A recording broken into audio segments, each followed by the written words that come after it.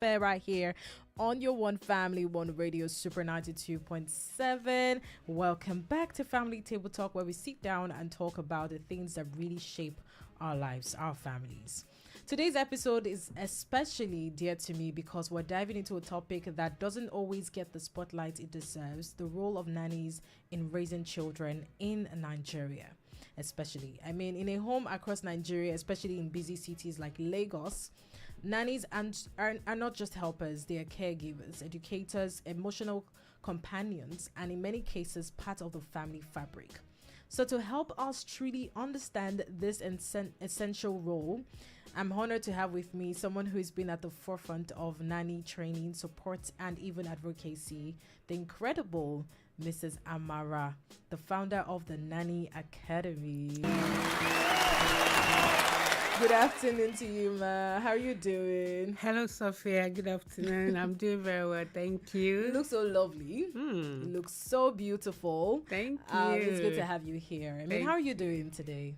Oh, very well. Very well. Aside the traffic, Lagos traffic. I mean, it's quite an exceptional one. I mean, it's supposed to be free today, this weekend. I guess the rain. I think it's become a norm if you're coming from the Lekki axis. Oh. Yeah, and now with the rain, it's going to be, I can't even imagine it when I live here. Exactly. Now, before we dig into questions that I have ready, I'd love for you to tell us a bit about your journey. What inspired you to start the Nanny Academy? Or if you can even share with us a moment or a story that lit the fire for this work. Thank you for asking. Right. So the Nanny Academy story is a story that came up from my personal experience. You know, as a parent, I wanted the best for my children. I wanted the best scenario, the best kind of support so that I could pursue my dreams. And so I had told my husband, I want to hire a proper nanny.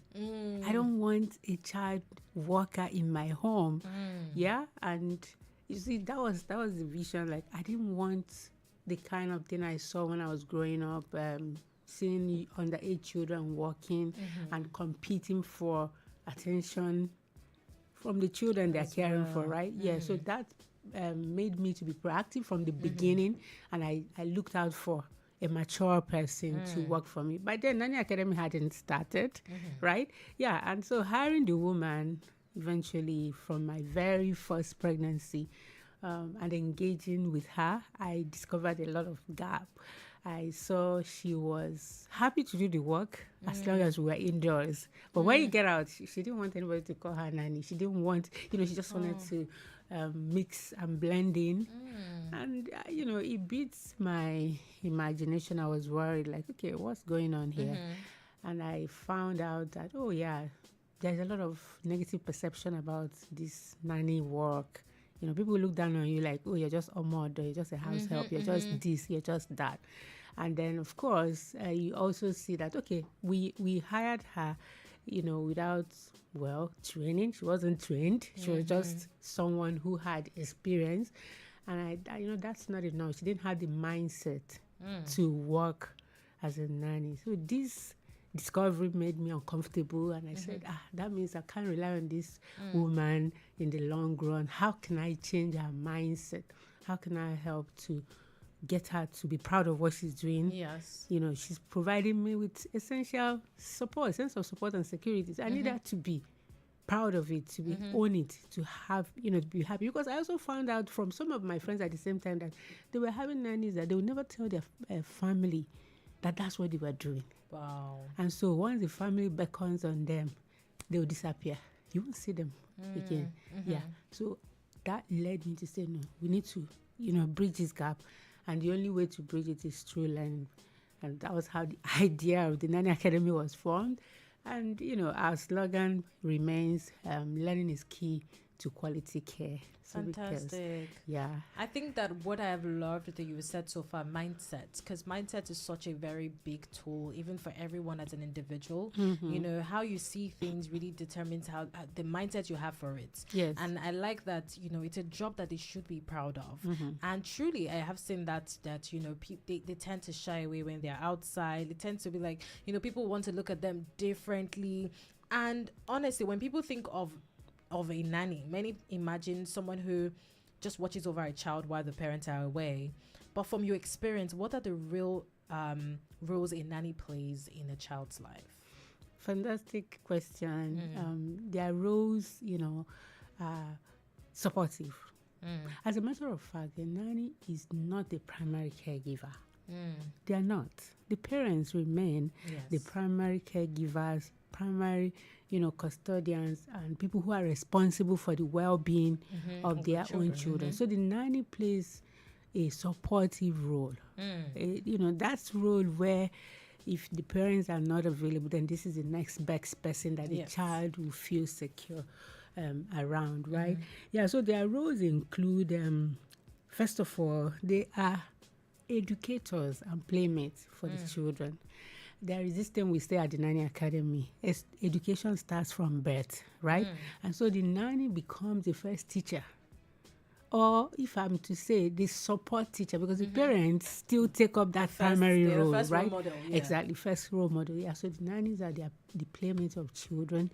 They are supposed to be engaging children in an educative way, which means they should have some knowledge of activities, of outcome of activities, of nutrition, of the benefits of A, B, C action, right? Yeah, and then they would help to shape the children. So that's one of the primary roles of a nanny, playmate / educator. And then their second role would be that they provide emotional support, right? So emotional support in the sense that,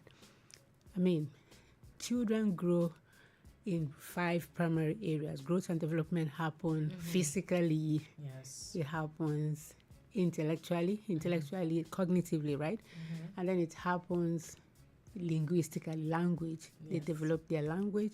And it also happens emotionally, right? Sure. And then that's the powers, right? Yes, and socially. So emotional and social development. So these areas of development are important. Now, if you look at the physical development, what happens when a child is developing physically? They just change, in size. Yes. That change in size is enabled by nutrition. So if a child is fed well, your body will increase from, milestone to milestone. And then intellectually, is a collective effort, because intellectually you see that the genes have some role to play, and then the environment comes in as well, because we can't throw that away. Environment will then include the parents, will include the nanny, will include the school, so that's intellectual development. And then when it comes to language, language is something that is, something that humans acquire. I think we are the only mammals that speak. But children learn language by imitation, which they learn from the environment. And so it's a collective effort. But emotional support, you see, it's something that is not so overt, but it is there. And most of us play down on it. Some people concentrate on the other aspect of development, especially the intellectual, at the expense of the emotional. And that's why the nanny becomes an emotional, anchor, just like the parents, to make sure that the child is not left out. Yes, not left hanging, don't have spaces, that they have the right kind of attachment that would help them to trust the world. That they will not have what we call, discordant attachment, that they have secure attachments, right? So the nanny becomes that person that helps the parents to fill that role. Most times education, formal education, school might not fill that role, because, there are large numbers of people. And that's why when it comes to nanny care, child care, the ratio is usually smaller, right? So there will be enough room to take care of those children emotionally. Yeah, so that's the second role that we just mentioned now of a nanny. And the nanny also becomes a cultural transmitter, someone who would support the identity of a child. You are, you're white, you're black, you're Nigerian, you're Igbo, you're Yoruba, and so the nanny helps to shape identity, support the identity of a child, promote, those things, because identity is an integral part of child development. Yeah, so these are the primary roles of a nanny in the professional context. Fantastic. I mean, I think from the very beginning, when you just explained their roles and how important a nanny is, it just really made me put it in a drama way, because I studied theater arts, and so we have a lead actor, we have a supporting actor, and honestly, the reasons why even in AMVCA awards are given to best supporting actor, it's for a reason, because that person sort of gives that support to the actor. You see that the actor wants their supporting actor and the supporting actor comes as either a friend or it's a mother, depending on the role for that drama. So there's always that lean, shoulder on. Now, which leads me to my next question, because especially in Nigeria, and I think that's the reason why I wanted to coin the topic, raising children, the importance of nannies in raising children in Nigeria, because there's been a lot of misconceptions. There are a lot of people, when they hear nannies, they're like, no, don't tell me about it. I don't want, because the headlines, news, things they've seen, things they've watched. So what are some misconceptions parents have about nannies? Well, from what you just said now, I mean, I would have even loved you to paint a more vivid picture to tell me, okay, what could be those things that make people aversive to having nannies? The truth is that nannying is childcare, and there are other forms of childcare. A family can choose to put their child in daycare. Okay. But the people that work there are also childcare workers, they are nannies, right? But because professionally, nanny is a name for those who work in the homes, right? Yeah, so it's for the private space. And I will tell you that it is exclusive. It's not cheap. It's supposed to come with some caps or some perks, right? And so if the conditions are not right, you wouldn't really say that you employed a nanny. Maybe you just employed a generalist. Maybe you just employed somebody. But so because if you say you want to have a doctor would only work in a professional environment where the tools of work, everything he needs, and the conditions, So the misconception that people have, families have about nannies is that, you think that it is a generalist position. Okay. What we have found out in years of practice, and also as a parent who keep thinking, okay, how can I make it a win-win situation? Okay. A win-win situation for myself, for the person working for me, and for the children as well, is to separate the duties. First of all, identify the workload. Okay. Do an analysis or an audit of, okay, what do I need help with? First of all, what am I looking for? Am I looking for a PA? I love that you're going into this. And we might be shaking some tables. If you're listening, you need to listen well. This is you. You understand? What am I looking for? Why are we hiring? Why are you hiring somebody when you have children? Is it that you're looking for a PA? Are you looking for a driver? Or are you looking for a cook? Right? What are you looking for? That's the first thing, I think that cause problems, in the line, the expectations. Because if we don't define what we are looking for, then we then go ahead and hire what we are not looking for, there would be frustration. We're going to be disappointed. Expectations are not going to be met. And then, the thing I do not like is where we discourage potential nannies from continuing to work because they come in and they're like, oh, is this it? Right, yes. So I think that misconception and that failure to do that audit of what am I looking for? And is it actually possible for one person to feel, yes, that's from the Nigerian point of view. Yes, because in other parts of the world that I've gone, if you're a nanny, you're facing the child. That's it. You are facing the child, and so you're going to be held accountable, responsible on matters of the child. Yes. So I can't come in and then I'll be everything. The workload might be too much. Even some mothers can't do all of the things, you know. I mean, that's the reason why they for wanted how- to exactly. support. Yeah, so That's I think that's the biggest misconception, not being clear about what we are looking for. You in a household, especially in private employment, it's pretty difficult excuse me, to separate the lines, right? Between, oh, okay, I want someone who is a housekeeper versus I want someone who is a nanny. Yes, and we also find out that, you see, we get some bad stories when these lines are not separated. Because when the workload is too much, the children will suffer. Like I said in the beginning, it's about, oh, okay, what's going to give us a win-win situation? The children will suffer when the nanny is tired. They don't have enough time to bond with them, to give them the care they need to thrive. Right? Yeah, so these are the... Interesting. I mean, well put. That's in fact, that's my own misconception that I think a lot, especially in Nigeria, like you said, it's not separated. I mean, sometimes even people employ PAs, and the next thing, the PA is the driver. He picks up the kids from school. He's doing quite a lot. We need to do better. What does it take to be a good nanny 2025? Are the standards and expectations shifting? Because, you said something about those kind of things, and when people are frustrated, especially maybe the parents, they had high expectations for this person to leave, it kind of also puts the people who want to be carers to these children, like, oh, am I sure I can do this? Am I sure? Because the stories I even hear from these families about this, is this what it is about? So what does it take to be a good nanny in 2025? Are the standards and expectations shifting?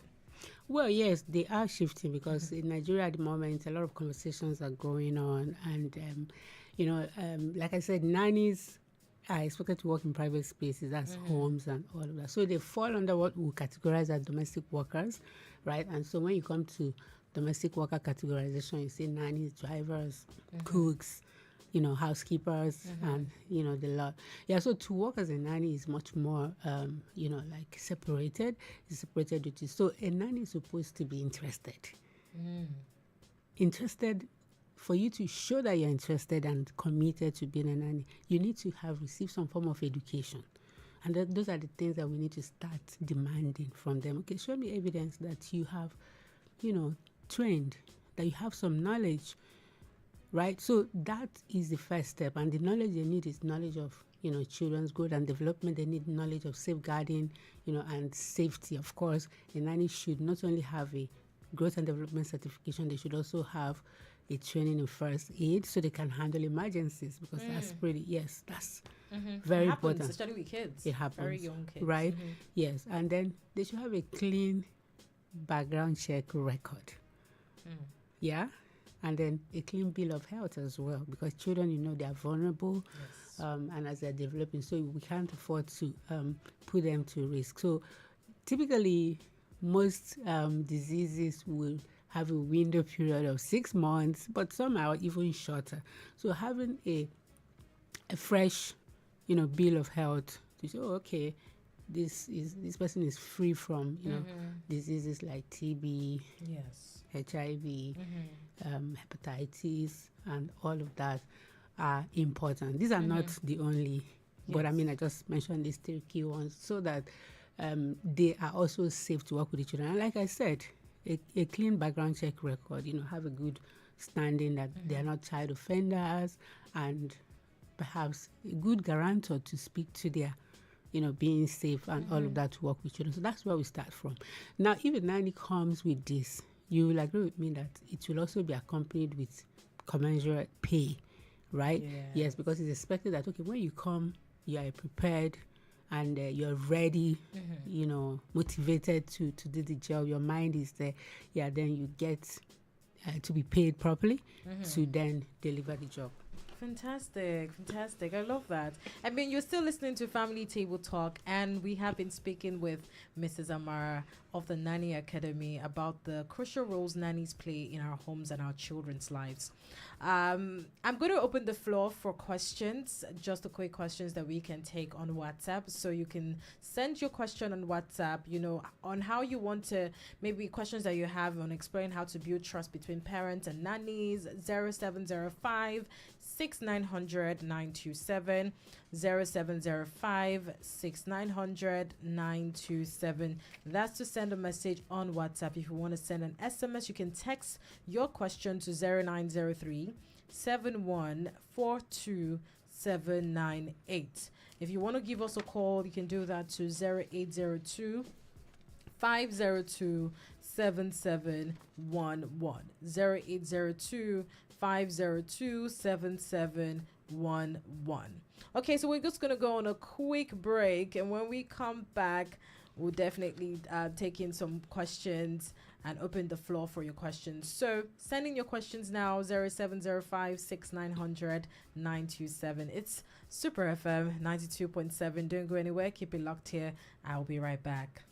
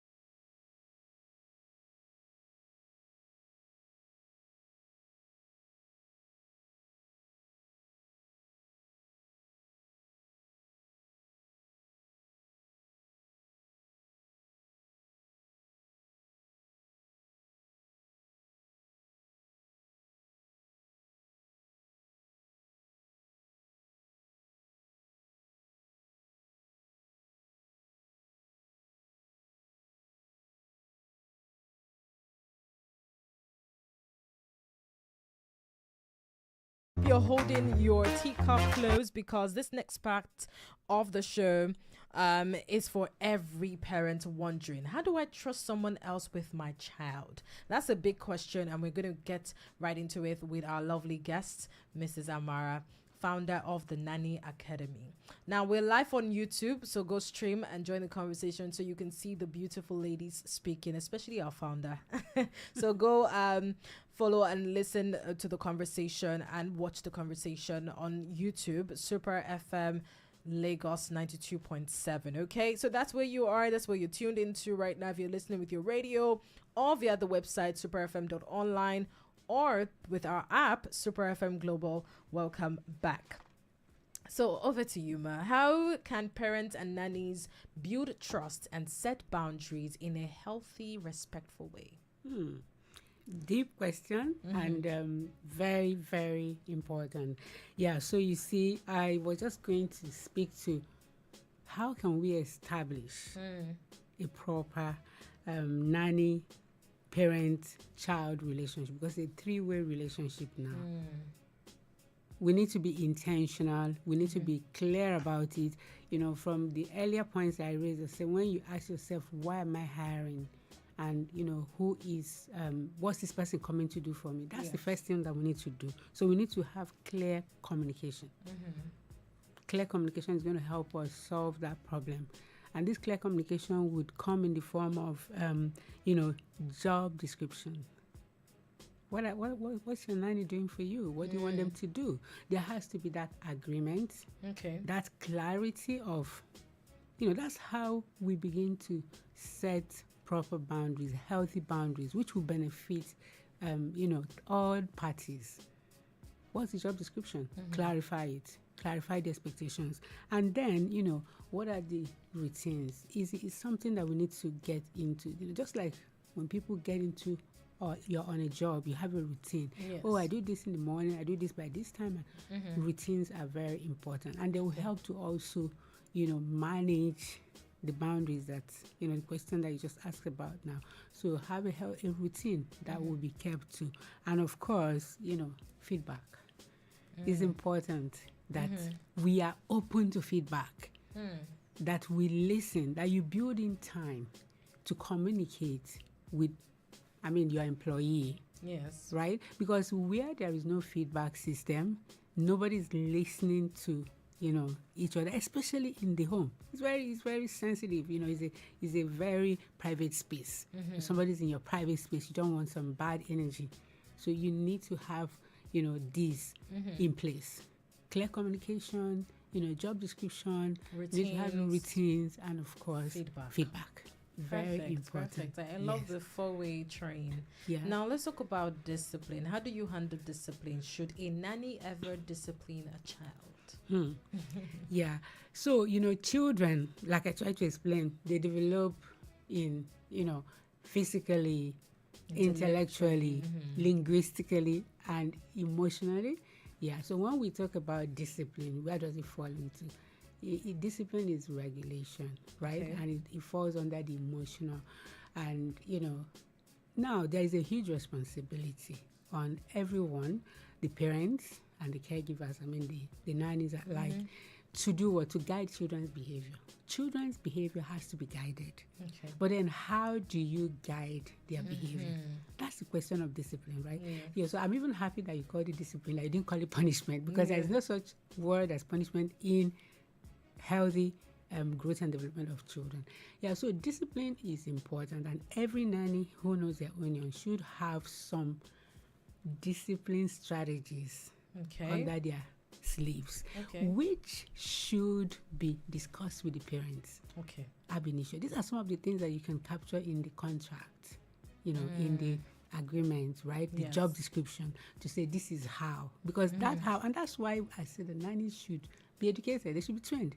So they have some strategies under their sleeve, but you discuss this with parents so that you and the parents are on the same page. Like the same way that when you go to a school, they'll call for orientation and they'll tell you, okay, this school is a Montessori school. This is how we do it. Yes. Now, what do we call this thing? We call this, family philosophy. Every family have their philosophy. Families are different. Families are unique. You hardly find two that are the same. right? So during the beginning, the conversation of discipline is a crucial discussion, a crucial, a topic that should be discussed, so that the nanny will say, this is my idea. Because children would need guidance. And there is no such thing as saying, okay, when they misbehave, there's nothing that should be done. They are going to misbehave. They will be children. Children will be children. They will need to be guided. And that's part of that shaping, that's part of that molding that will then give us the desired outcome. We want a child who is confident. We want a child who is well-behaved, in quotes, right? And those well-behaved has to be healthy. Not that, they were coerced or forced or, shut down, right?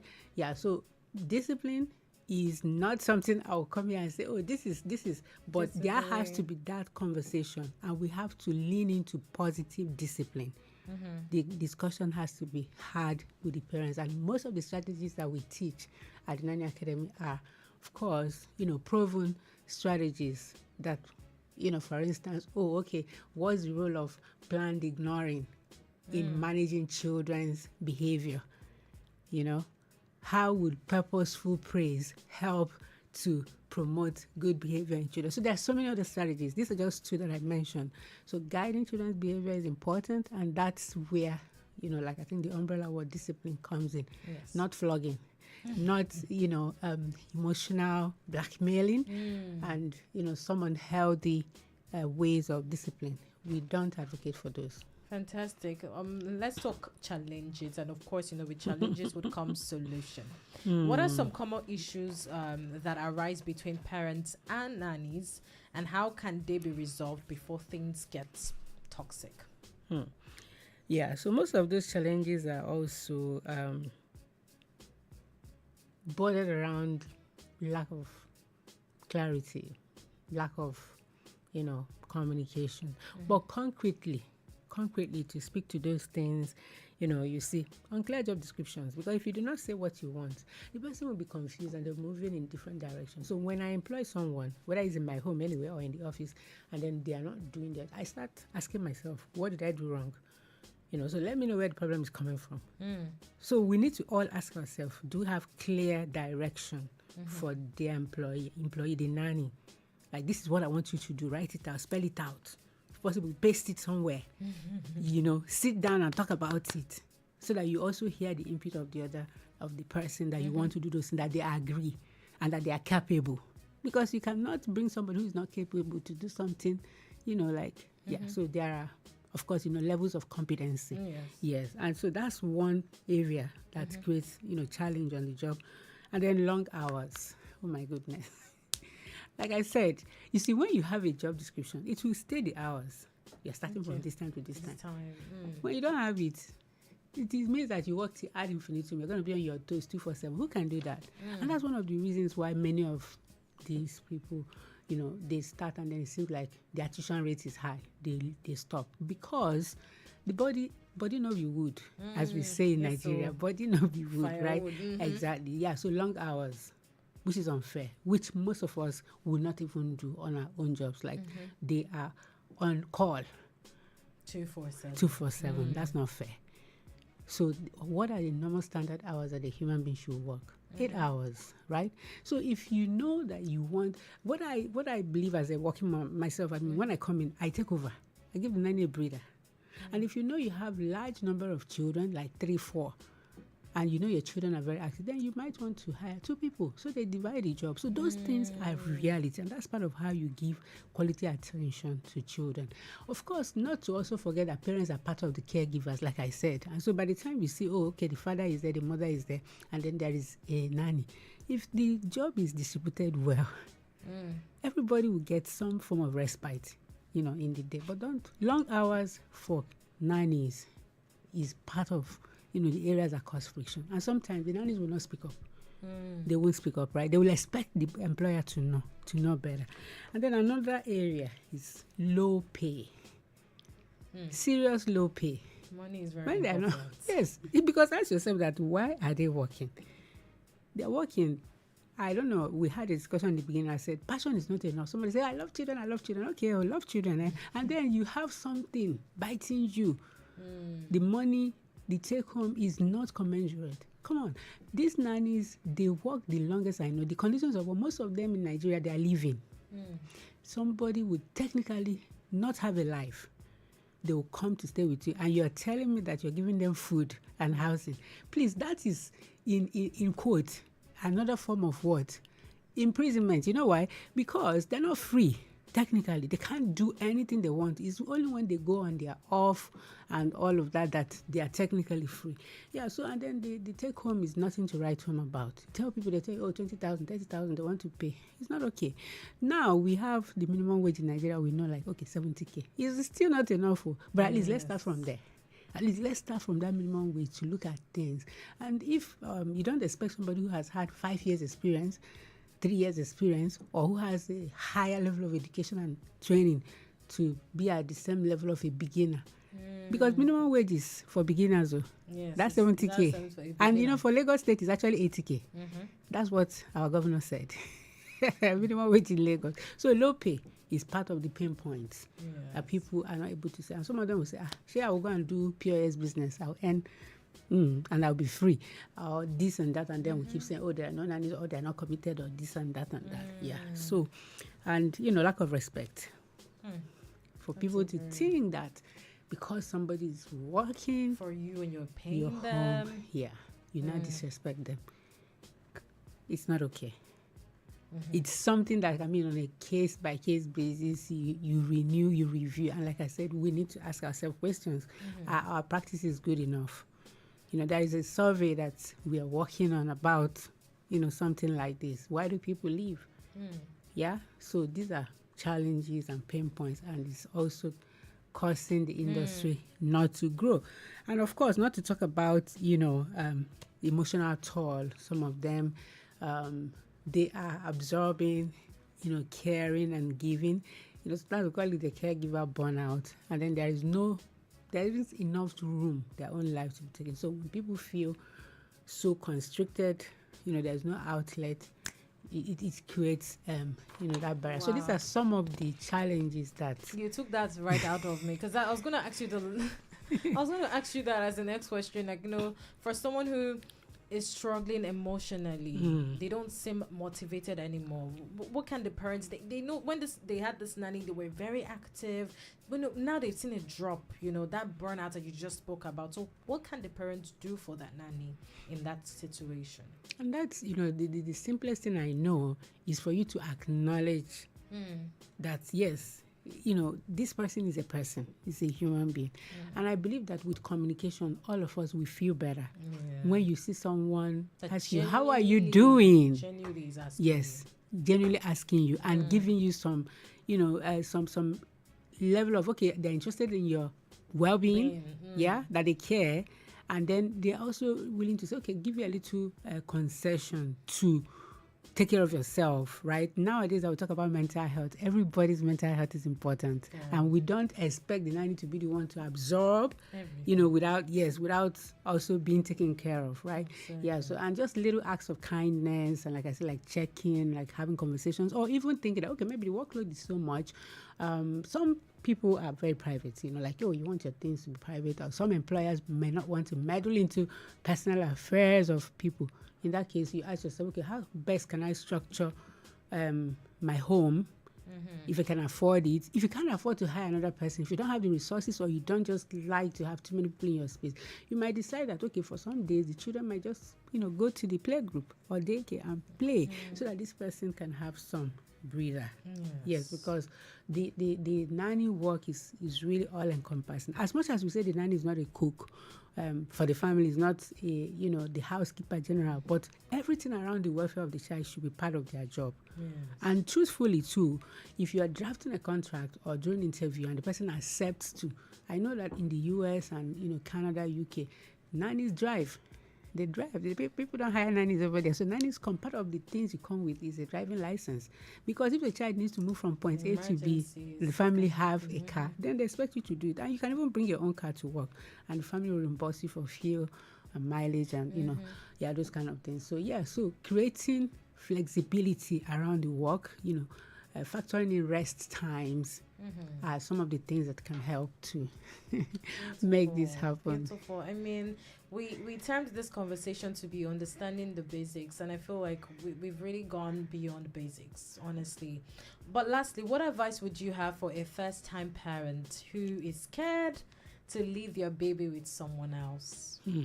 Well, it happened to all of us. It happened to me. I remember funny thing, like, I mean, hiring my nanny, and then my mother-in-law came for Omogo, and then after my mother-in-law, my mom came, and the nanny was there. And then when my mom left, I was already a student then. I was doing a postgraduate master's, and I couldn't leave my child. I refused to go to school. I couldn't go to school. And then they started calling, if you don't come, you're going to repeat. So that forced me out of it. I was also scared. I was, morbidly scared. So I would say that trust is something important. And one of the ways that we can build trust is by having conversations, and we take it one day at a time.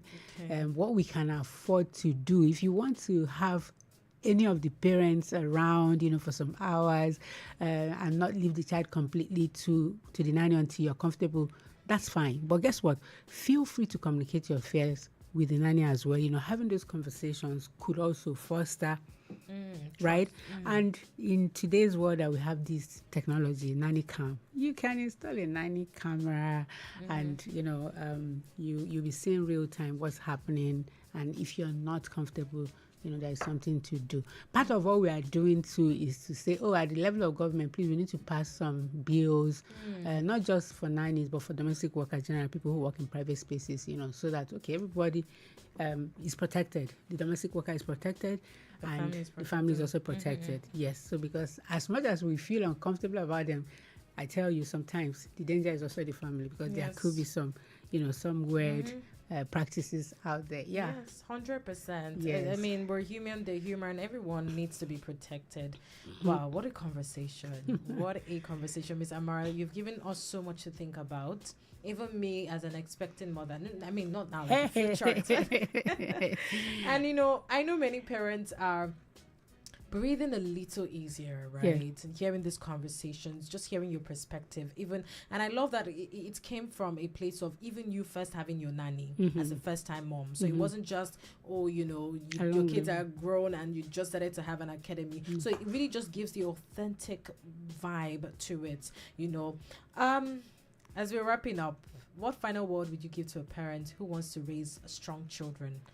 And they can't do this alone. They know that they need to have a nanny.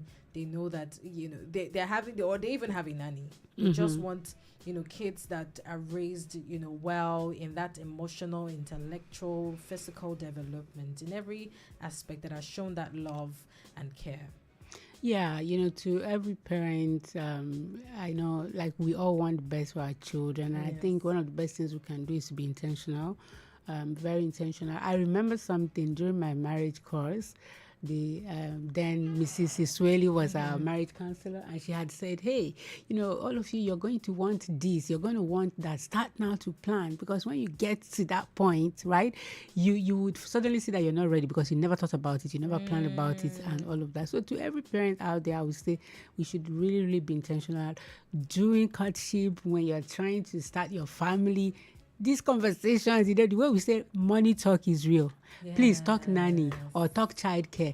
Talk, how do you discuss it with your spouse, and, have a policy around it as a family. Put it down and then hold yourselves accountable. And I won't believe that, we are going to have beautiful outcomes, because the best investment really is a human investment. And when we do have our children and give them the best support, not just in one way, like, development is multifaceted. When we touch on all of the areas, and we can have wholesome children, because in the world today, really, parenting is going through attack. Yeah. So we have to be intentional, so that we get the outcomes we want. Thank you. Thank you so much. Do have a beautiful weekend, and thank you so much for joining us. By the way, you should expect to hear this voice more. This is just episode 1. It's going to be a built-up series, so you can still keep your questions coming. You can still send, whatever thing you're going through, whatever the situation, whatever problem, you want to reach out to the Nanny Academy, just send us all the messages, bombard us with the messages. Mrs. Amara is here, capable to take it all, because we're going to have her again next week. Still on the same station, time is 3 p.m. So make sure to send us your questions, your concerns, on everything that has to do with raising children, teenagers, adults, even with nannies and all that care, for the family. Well, it's been a great pleasure. To every parent listening, raising a child is never a solo sport. It's okay to ask for help. Okay, it doesn't make you less of a mother or a father. It's okay to lean on others, right? The goal is not perfection. The goal is love, safety, and growth, right? If you missed any part of today's show, you can go stream the recap on YouTube, Super FM Lagos, and also even on our Instagram at Super FM Lagos. Okay, so follow us, stream it, and do enjoy the key moments. And for more info on the Nanny Academy on Instagram, right? So the Nanny Academy, go look for that. Thank you again to our lovely guests, Mrs. Amara. Thank you. To everyone listening, breathe deep, parent gently, and keep building homes full of grace, love, and safety. Well, that's been all on the Weekend Vibes with your girls, So Feel, So Fine, So Fly. Well, Papa Fuete and T-Fash, I'm sure they're around already to take things over by 4 p.m. for you up until 8 p.m. so you can enjoy your evening cruise on the weekend. But it's been a pleasure. Thank you for riding with me from 8 a.m. up until this time. I had an absolute blast with you. And guess what? Your girl will be back tomorrow by 3 p.m. Yes, on the Sunday Groove Belt. So make sure to catch up with me. Make sure to tune in by that time. It's going to be such a great time with you on that ride. Well, Eve is asking me